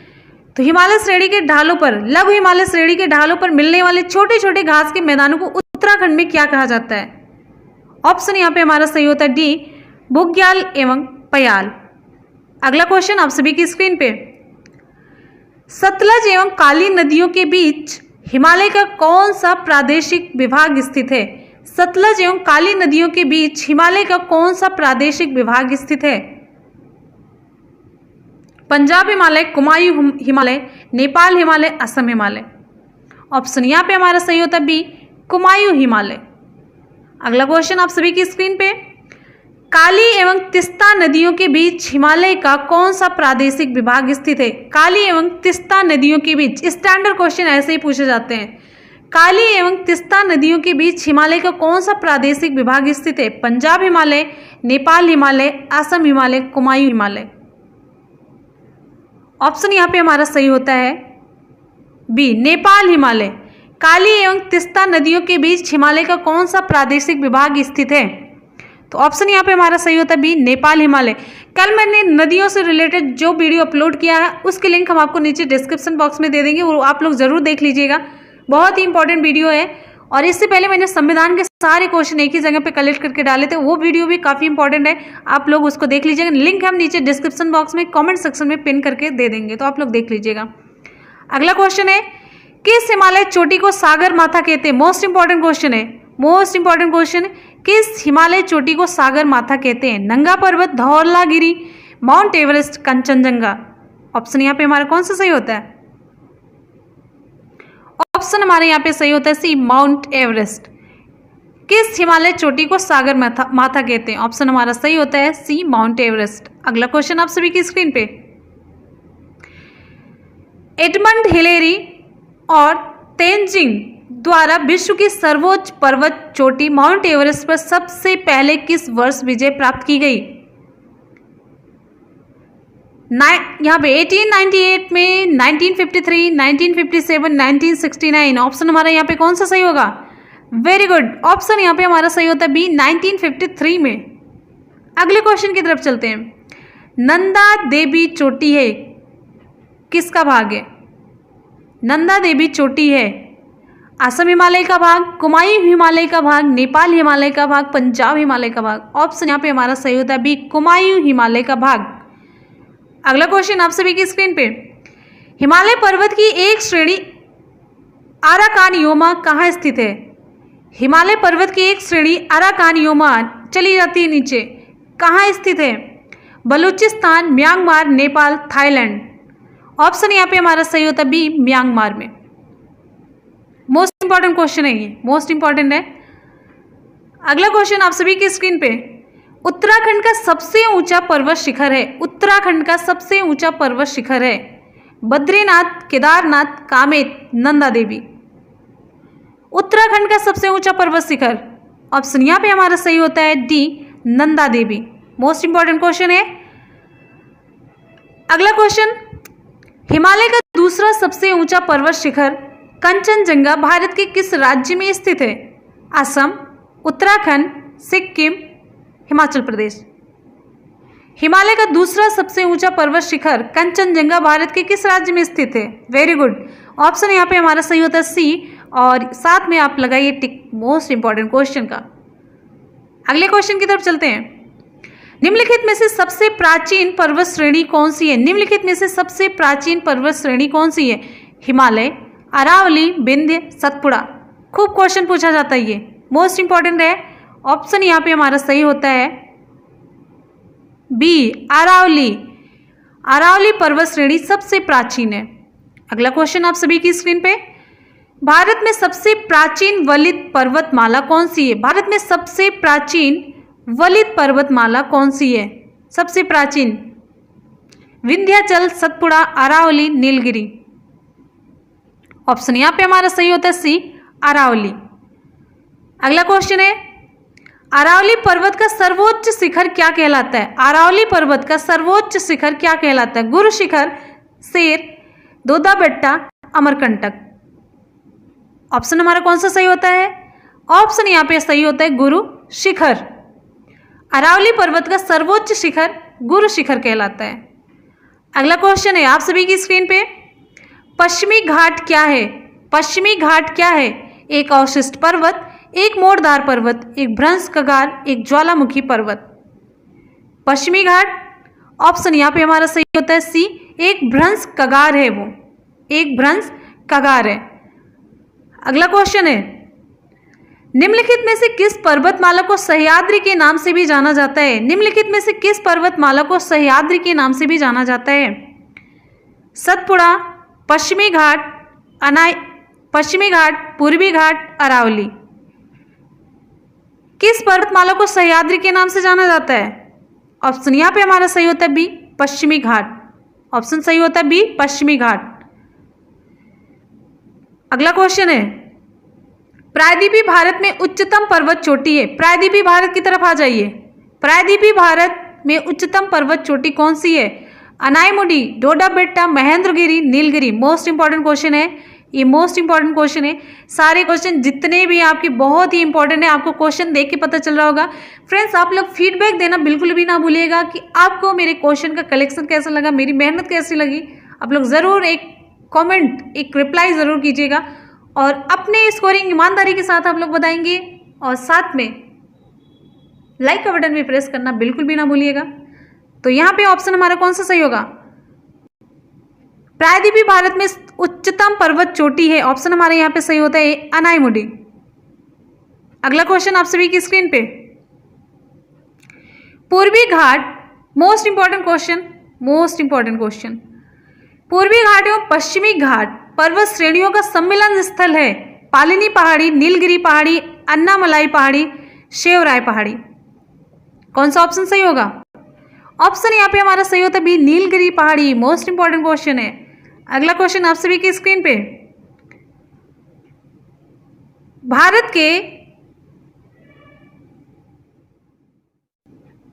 के सबसे दक्षिणी भाग में स्थित पहाड़ियां निम्न में से कौन सी हैं? नीलगिरी, यहां पे होगा कार्डेमम बी ऑप्शन पे, पालिनी, अन्नामलाई। ऑप्शन यहाँ पे हमारे कौन सा सही होता है? ऑप्शन हमारा सही होता है बी, कार्डेमम। भारत के सबसे दक्षिणी भाग में स्थित पहाड़ियां निम्न में से कौन सी है? तो कार्डेमम। ऑप्शन हमारा सही होता है बी। अगला क्वेश्चन आप सभी की स्क्रीन पे, कार्डेमम पहाड़ी कहाँ स्थित है? जम्मू कश्मीर, हिमाचल प्रदेश, केरल, महाराष्ट्र। अभी मैंने बताया सबसे दक्षिण में, तो ऑप्शन यहाँ पे हमारा सही होता है सी, केरल में। अगला क्वेश्चन है, गिरनार पहाड़ियां कहाँ स्थित है? मोस्ट इंपॉर्टेंट, गिरनार पहाड़ियां कहाँ स्थित है? बिहार, गुजरात, कर्नाटका, राजस्थान। यहां पे हमारा ऑप्शन सही होता है बी, गुजरात में। गिरनार पहाड़ियां कहाँ पे स्थित हैं? ऑप्शन हमारा सही होता है बी, गुजरात। अगला क्वेश्चन आप सभी की स्क्रीन पे, गारो, खासी और जैंतिया पहाड़ियां किस राज्य में स्थित है? गारो, खासी और जैंतिया पहाड़ियां किस राज्य में स्थित हैं? मेघालय, मणिपुर, त्रिपुरा, असम। गारो, खासी और जैंतिया मोस्ट इंपॉर्टेंट क्वेश्चन है, तो ऑप्शन यहां पे हमारा सही हो जाता है मेघालय में। अगला क्वेश्चन, दक्षिण भारत में सर्वोच्च पर्वत शिखर कौन सा है? दक्षिण भारत में सर्वोच्च पर्वत शिखर कौन सा है? अनाईमुडी, डोडा बेटा, महेंद्रगिरी, धूपगढ़। ऑप्शन यहां पे हमारा सही होता है ए, अनाईमुडी। नेक्स्ट क्वेश्चन है, छोटा नागपुर पठार की, देखिए छोटा नागपुर पठार, अभी मैंने नाम लिया था, चर्चा किया था, वहां पे क्या फेमस है? अभी मैंने जो बताया छोटा नागपुर के पठार में क्या फेमस है? अगर आप लोगों ने सही से मेरी बात सुनी होगी, पूरा वीडियो देखा होगा, तो आप लोग नीचे कमेंट सेक्शन में जरूर रिप्लाई करेंगे, और आपकी रिप्लाई मुझे चाहिए, पता तो चलेगा ना कि कम से कम आप लोग सीरियसली देखते हैं कि नहीं देखते हैं। तो रिप्लाई कीजिएगा, छोटा नागपुर में कौन कौन से खनिजों की प्रचुरता? मैंने 3 के बारे में बात की थी। छोटा नागपुर पठार की सबसे ऊंची पर्वत चोटी कौन सी है? धूपगढ़, पंचमढ़ी, पारसनाथ, महाबलेश्वर। ऑप्शन यहां पे हमारा सही होता है सी, पारसनाथ। मोस्ट इंपॉर्टेंट क्वेश्चन है ये। अगला क्वेश्चन आप सभी की स्क्रीन पे, अरावली श्रेणियां किस राज्य में स्थित है? अरावली श्रेणियां किस राज्य में स्थित है? राज्य पूछा जा रहा है। राजस्थान, हिमाचल प्रदेश, ओडिशा, आंध्र प्रदेश। हम लोग हमेशा अरावली श्रेणियों के बारे में सुनते हैं, तो किस राज्य में स्थित है? ऑप्शन हमारा सही होता है यहाँ पे राजस्थान में। अगला क्वेश्चन है, नंदा देवी शिखर स्थित है। नंदा देवी शिखर स्थित है कहां पे? हिमाचल प्रदेश, उत्तराखंड, उत्तर प्रदेश, सिक्किम। ऑप्शन यहां पे हमारा सही होता है बी, उत्तराखंड में। नंदा देवी शिखर स्थित है उत्तराखंड में। अगला क्वेश्चन आप सभी की स्क्रीन पे, हिमालय की ऊंची चोटी कंचनजंगा कहां स्थित है? कंचनजंगा कहां स्थित है? जम्मू कश्मीर, नेपाल, सिक्किम, हिमाचल प्रदेश। ऑप्शन यहां पे हमारा सही होता है C, Sikkim. Most important question. अगला क्वेश्चन आप सभी की स्क्रीन पे, K2 के बाद भारत में निम्नलिखित में से कौन द्वितीय सर्वोच्च पर्वत शिखर है? K2 के बाद भारत में निम्नलिखित में से कौन द्वितीय सर्वोच्च पर्वत शिखर है? कामेत, नंदा देवी, कंचनजंगा। ऑप्शन हमारा कौन सा सही होता है? ऑप्शन यहाँ पे हमारा सही होता है सी, कंचनजंगा। मोस्ट इंपॉर्टेंट क्वेश्चन है ये, ध्यान दीजिएगा, कंफ्यूज नहीं होना आपको। अगला मोस्ट इंपॉर्टेंट क्वेश्चन आप सभी की स्क्रीन पे, हिमालय के सर्वोच्च शिखर माउंट एवरेस्ट की ऊंचाई कितनी है? हिमालय के सर्वोच्च शिखर माउंट एवरेस्ट की ऊंचाई कितनी है? 8,200 मीटर, 8,848 मीटर, 8,500 मीटर, 9,000 मीटर। तो ऑप्शन यहाँ पे हमारा सही होता है विकल्प के अकॉर्डिंग 8,848 मीटर। लेकिन प्रेजेंट टाइम में इसकी ऊंचाई कितनी हो चुकी है? 8,850 मीटर हो चुकी है। तो जब विकल्प में 8,850 रहे तो इसी को टिक मारिएगा, और अगर नहीं है तो ऑप्शन बी वाला ही टिक करिएगा, 8,848 मीटर। शुरू में इसकी ऊंचाई कितनी थी? 8,844 मापी गई थी। वैज्ञानिक सर्वेक्षणों में कहा जाता है कि इसकी ऊंचाई प्रतिवर्ष 2 सेंटीमीटर के हिसाब से बढ़ रही है। ठीक है, तो आपको मैंने बता दिया 8,848 और 8,850 दोनों में से अगर 50 वाला रहता है तो 50 पे ही आपको टिक करना है, 48 वाले पे नहीं। अगर 50 नहीं है तो 48 पे ही आप सही का निशान लगाएंगे। अगला क्वेश्चन आप सभी की स्क्रीन पे, कोडाई कनाल किस पर्वत श्रृंखला पर स्थित है? कोडाई कनाल किस पर्वत श्रृंखला पर स्थित है? ऑप्शन हमारा कौन सा सही होगा? पालिनी, नीलगिरी, विंध्याचल, अरावली। ऑप्शन यहां पे हमारा कौन सा सही होगा? वेरी गुड, यहां पे हमारा ऑप्शन सही हो जाता है पालिनी। कोडाई कनाल किस पर्वत श्रृंखला पर स्थित है? ऑप्शन हमारा सही होता है यहां पे पालिनी। अगला क्वेश्चन है, निम्नलिखित में से किस राज्य में सबरीमाला स्थित है? मोस्ट इंपॉर्टेंट क्वेश्चन है, निम्नलिखित में से किस राज्य में सबरीमाला स्थित है? आंध्र प्रदेश, तमिलनाडु, केरल, कर्नाटका। ऑप्शन यहाँ पे हमारा सही होता है सी, केरल। ऑप्शन हमारा सही होता है सी, केरल। अगला क्वेश्चन आप सभी की स्क्रीन पे, गुरु शिखर चोटी किस राज्य में स्थित है? गुरु शिखर चोटी किस राज्य में स्थित है? राजस्थान, गुजरात, मध्य प्रदेश, महाराष्ट्र।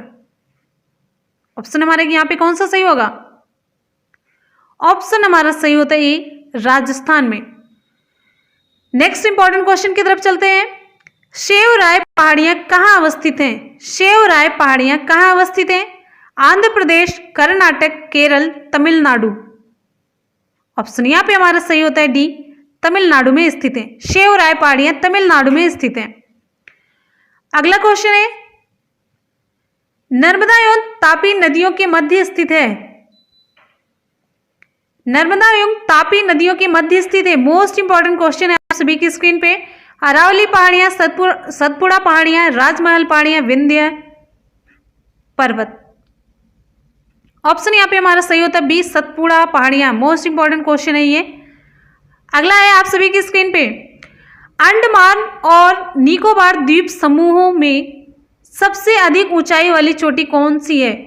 अंडमान और निकोबार द्वीप समूह में सबसे अधिक ऊंचाई वाली चोटी कौन सी है? मोस्ट इंपॉर्टेंट क्वेश्चन आप सभी की स्क्रीन पे, कौन सा ऑप्शन सही होता है?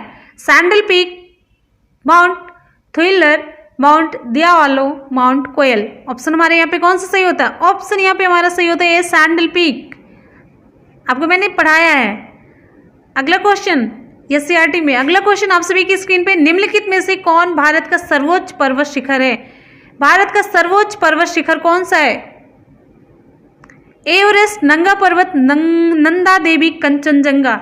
ऑप्शन यहाँ पे हमारा सही होता है डी, कंचनजंगा। अगला, राज्यों एवं केंद्र शासित प्रदेशों में से प्राकृतिक वनों से आच्छादित उच्चतम प्रतिशत का भौगोलिक क्षेत्र कहाँ पर है?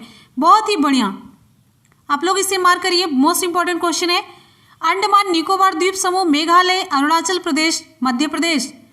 ऑप्शन यहाँ पे आपका कौन सा सही होगा? वेरी गुड, ऑप्शन यहाँ पे आपका सही हो जाता है अंडमान निकोबार द्वीप समूह।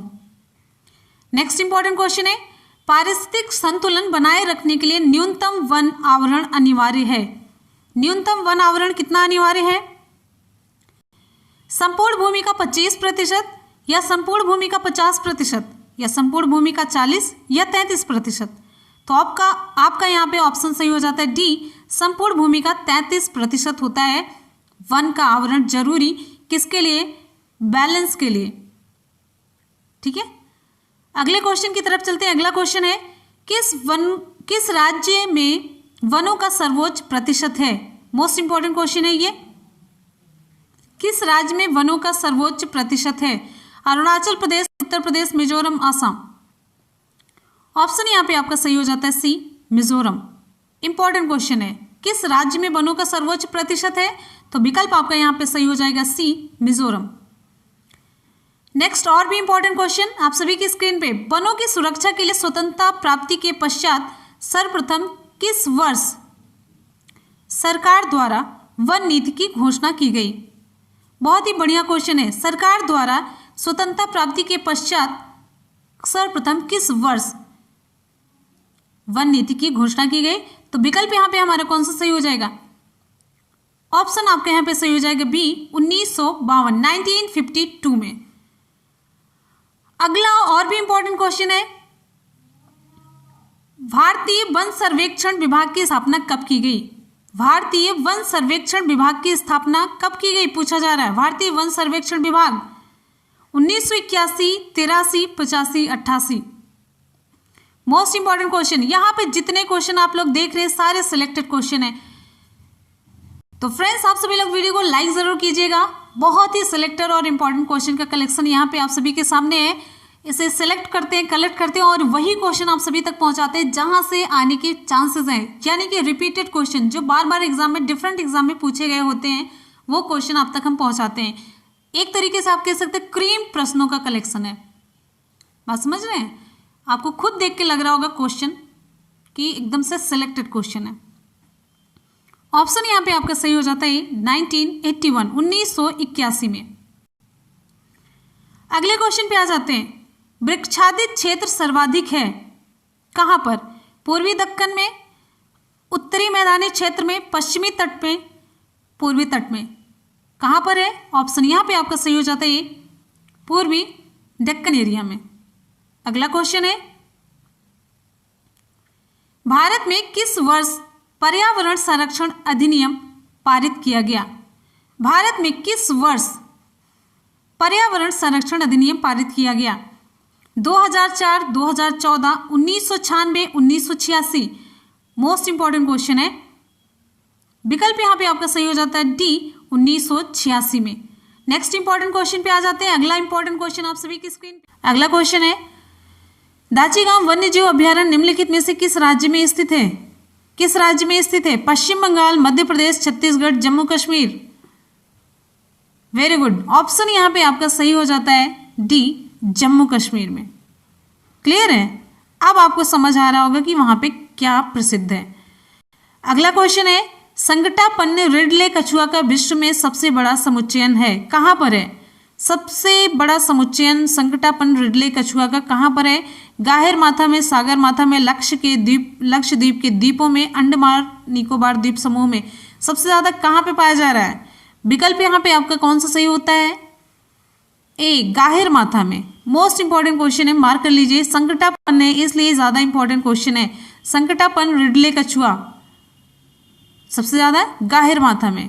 नेक्स्ट इंपॉर्टेंट क्वेश्चन पे आ जाते हैं, सरिस्का पक्षी विहार कहाँ पर स्थित है? मोस्ट इंपॉर्टेंट है, पक्षी विहार कम बना होता है तो इसलिए कुछ ऐसे क्वेश्चन होते हैं जो इंपॉर्टेंट है। सरिस्का पक्षी विहार कहाँ पर स्थित है? हरियाणा, गुजरात, राजस्थान, मध्य प्रदेश।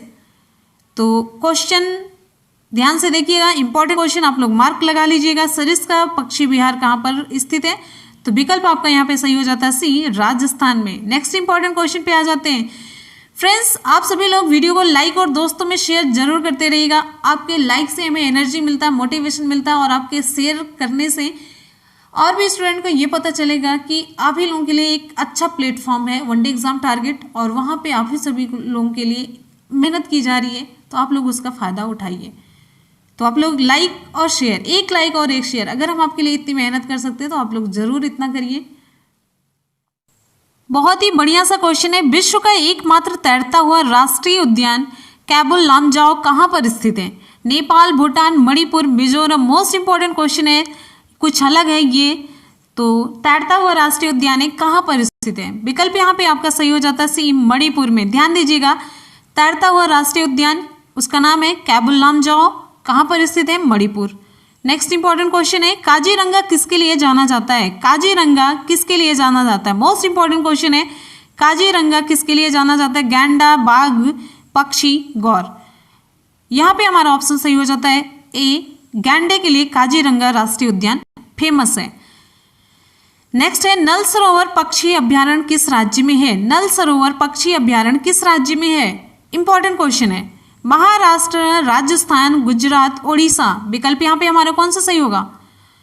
विकल्प यहाँ पे आपका सही हो जाता है सी नल सरोवर पक्षी अभ्यारण्य गुजरात राज्य में स्थित है।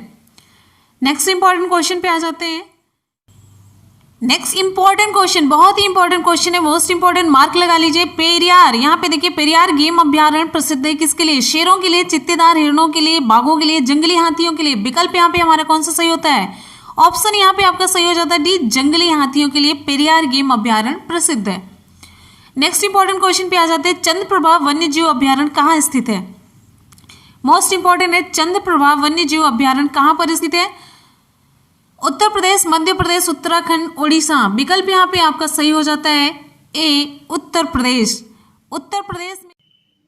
ये रहा लास्ट में आज का सवाल आप सभी के लिए। रामधारी सिंह दिनकर को किस रचना पर ज्ञानपीठ पुरस्कार मिला? बहुत ही इंपॉर्टेंट क्वेश्चन है। कुरुक्षेत्र, संस्कृत के 4 अध्याय, उर्वशी, रश्मिरथी। विकल्प आपका आपके सामने है, तो जल्दी से आप लोग रिप्लाई कीजिए कॉमेंट सेक्शन में जाकर के। फटाफट से रिप्लाई करना है आप सभी को कमेंट सेक्शन में जाकर के। और आज के सारे क्वेश्चन आपको कैसे लगे, हमेशा की तरह अपना फीडबैक देना बिल्कुल भी ना भूलिएगा। और आप लोग जाते जाते वीडियो को लाइक और शेयर के माध्यम से अपना प्यार और विश्वास जरूर दिखाइएगा। सारे क्वेश्चन एक ही जगह पे कलेक्ट करके आप सभी तक पहुंचाना और उसे टाइप करना, सब कुछ करना बहुत ही मुश्किल का काम होता है। तो आप लोग अपना प्यार और विश्वास जरूर दिखाइएगा, लाइक और शेयर खूब करते रहिए, जिससे कि मेरा भी कॉन्फिडेंस बढ़ता रहे और चैनल भी ग्रो करता रहे, सभी तक ये नॉलेज पहुंचती रहे। ठीक है, तो मिलते हैं फिर। आप लोग पढ़ते रहिए, मेहनत करते रहिए, सफलता जरूर मिलेगी। इसी के साथ ही मिलते हैं फिर नेक्स्ट वीडियो में। तब तक के लिए goodbye and take care, love you all, thank you so much. और हम आप लोगों से चाहेंगे कि आप लोग इस वीडियो को खूब ज़्यादा से ज़्यादा लाइक और शेयर के माध्यम से प्यार और विश्वास जरूर दीजिए। तो मिलते हैं फिर, बाय बाय, थैंक यू।